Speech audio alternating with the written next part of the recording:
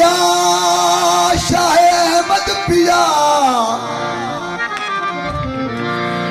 जिसकी जानब वो अपनी नजर उठा देते हैं, उसकी सोई हुई किस्मत को जगा देते हैं। उसकी सोई हुई किस्मत जगा देते हैं। जब से देखा है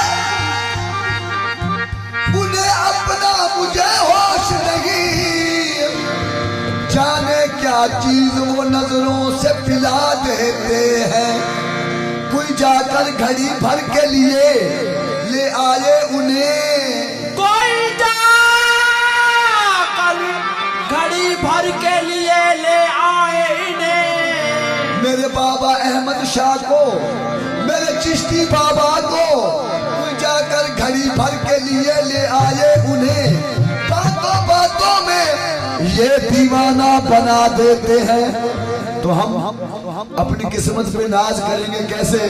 साये में तुम्हारे